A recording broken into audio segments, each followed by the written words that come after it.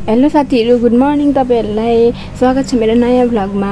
आज चाहिँ म खुट्पाखान जाँदैछु है। त्यहाँ चाहिँ मेरो बहिनी छ अनि उसलाई चाहिँ मैले आउँदिनँ भनेर भनेको थिएँ, तर म उसलाई सरप्राइज दिन चाहन्छु है। अनि आजको मेरो पुरा दिनभरिको कामहरू तपाईँहरू हेर्नु होला, म के गर्छु अनि उसलाई कसरी सरप्राइज दिन्छु होइन। तपाईँहरू चाहिँ कन्टिन्यू भिडियोमा हेरिरहनु होला है त। By by. सो गाइज, म चाहिँ जानको लागि रेडी हुँदैछु है। कपाल हल्का यसो तान्नु पऱ्यो नि त होइन। अनि अहिले चाहिँ दिउँसोको 1 बजिसकेको छ। हामीहरू चाहिँ अब बेलुकाको गाडीमा निस्किने हो। अहिले चाहिँ 1 बजे हो अनि म चाहिँ 1 बजेबाट रेडी हुन थालेको। मैले चाहिँ कपाल तानिसकेँ, कपालमा चाहिँ आइरन गरिसकेँ। अब हल्का मेकअप गर्छु। हल्का मेकअप पनि अलिअलि गरिसकेँ, परिलाइन कोरिसकेँ। म चाहिँ एकदम एक्साइटेड छु है, हाम्रो यात्रा कस्तो हुन्छ भनेर एकदम एक्साइटेड छु। अनि तपाईँहरूको चाहिँ कति दिन छुट्टी छ नि ईदको? 2 बजिसक्यो। म टाइमिङ हेरिरहेको छु, टाइम एकदम हेरिरहेको छु। अनि छिटो छिटो टाइम बिते पनि हुन्थ्यो, भइरहेको छ हौ। कतिखेर बेलुका हुन्छ भइरहेको छ साथीहरू।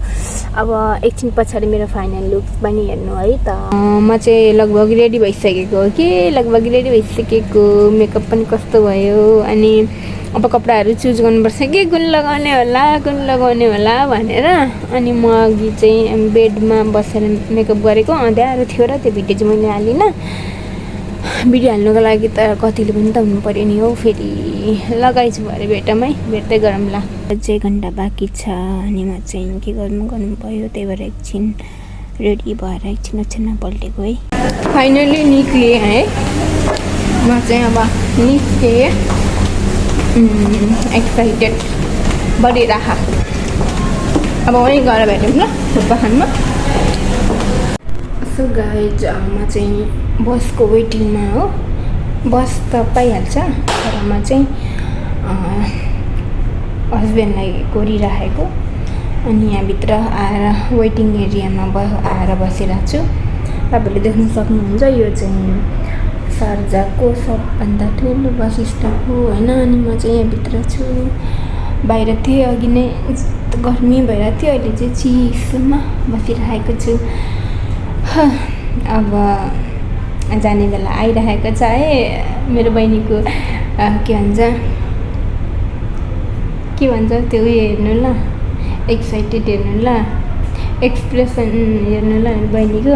सुस्मिताको हेर्नुमा के गर्दो रहेछ, उसको एकैचोटि उसको ढोकामा गएर नक गरेर ढोका खोल्दाखेरि त टन दिदी बहिनीलाई देख्दा त कस्तो हुन्छ होला है। म त सम्झिँदै मलाई हाँसिरहेको छ, म कसरी भिडियो बनाउनु होला। उसको अगाडि पुगेर गइरहेको छु। ल गाइज, मेरो हस्बेन्ड आउनुहुन्छ अनि त्यस पछाडि चाहिँ हामी टक्क 6 बजेको बस रहेछ, बस पक्रेर हामी जान्छौँ है त गाइज। By by. सो देख्न सक्नुहुन्छ मेरो पतिदेव, उहाँले गर्दाखेरि एउटा 6 बजेको बस छुटेको छ है।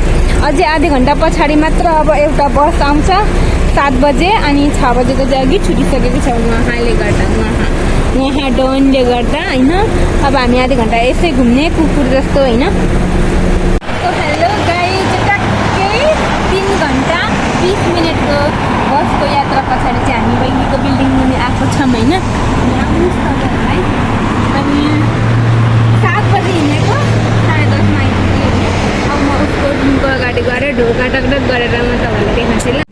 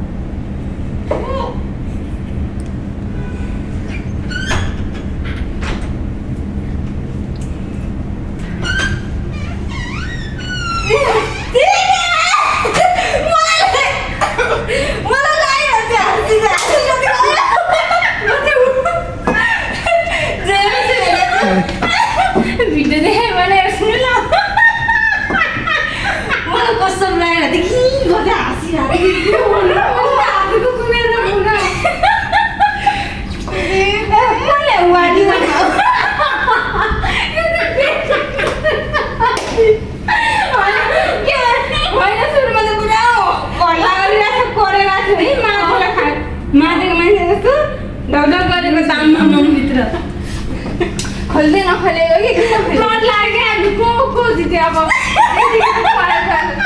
हिजोसम्म त म आउँदिनँ भेनाजुको छुट्टी मिलाएन र अहिले त आऊ तर यहाँ खिचिदिएर हाँसेको मेरो पक्कै दिदी जस्तो लाग्यो Finally guys, finally waiting is over. Our excited is over. पुरायो नि त गाई जाने बाहिर आम्मा ढकढक गरेकै खोल्दैन चुप्प लाग्छ केटीहरू त होइन हल्ला गरेको सुनेर नगरेको त है न खोल्दै नखोलेको हामी त सुन्ने बेला भएको थियो सरी त हो कि नै भन्न के गरिरहेको थियो सुत्दै बेला